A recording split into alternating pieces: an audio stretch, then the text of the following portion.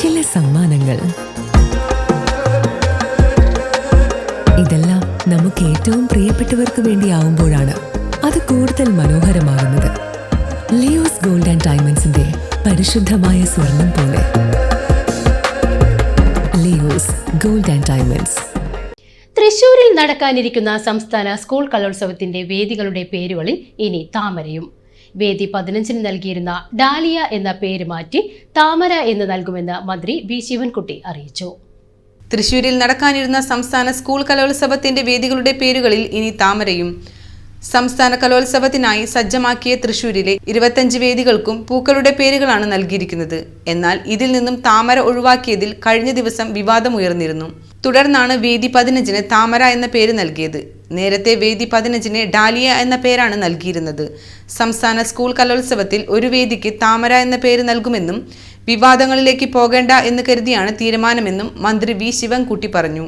കലോത്സവം ഭംഗിയായി നടത്തി എല്ലാവരും സഹകരിച്ച് പോവാനാണ് ആഗ്രഹിക്കുന്നതെന്നും താമര എന്ന പേര് ഉൾപ്പെടുത്തണമെന്ന ആവശ്യം പരിഗണിച്ചാണ് നടപടിയെന്നും മന്ത്രി വി ശിവൻകുട്ടി പറഞ്ഞു. വേദി നമ്പർ 15 ഡാലിയ എന്നുള്ളത് മാറ്റി താമര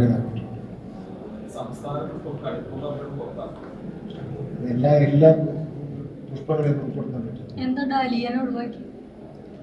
പ്രത്യേകിച്ച് കാര്യമൊന്നുമില്ല. എന്തുകൊണ്ടാ താമര ഉൾപ്പെടുത്തി? അതിന് താമര ഉൾപ്പെടുത്തണമെന്നൊരു ആവശ്യം ഉയർന്നു.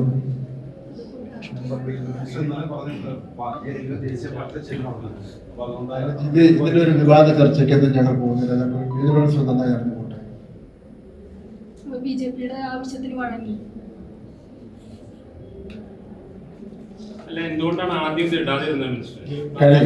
കഴിഞ്ഞ വർഷം പ്രോഗ്രാമിൽ ഇതില്ലേ, കഴിഞ്ഞ വർഷം കൊണ്ട് ഏറ്റവും ഒടുവിൽ നടന്ന യുവജനോത്സവം ഉണ്ടല്ലോ, അതിൽ ഒഴിവാക്കപ്പെട്ടിരുന്നു. അതുകൊണ്ടാണ് അതാണ് ഉദ്യോഗസ്ഥന്മാർ റിപ്പീറ്റ് ചെയ്തത്. അതൊരു പ്രതിഷേധം പോലെ വന്നപ്പോൾ സ്വാഭാവികമായിട്ടും ഒരു യുവജനോത്സവം പ്രതിഷേധത്തിൽ നടത്തേണ്ടതല്ല. 14,000 പേരെ നമ്മുടെ കൊച്ചു മക്കളാണ് വരുന്നത്. വഴക്കും വക്കാണത്ത് നടത്തേണ്ട കാര്യമല്ല. എത്ര ഏത് പത്രക്കാരനെ ചൂടാക്കാൻ ശ്രമിച്ചാലും ഞങ്ങൾ ചൂടാവുന്ന പ്രശ്നമേയില്ല. സഹകരിച്ചു പോകാനാണ് ആഗ്രഹിക്കുന്നത്.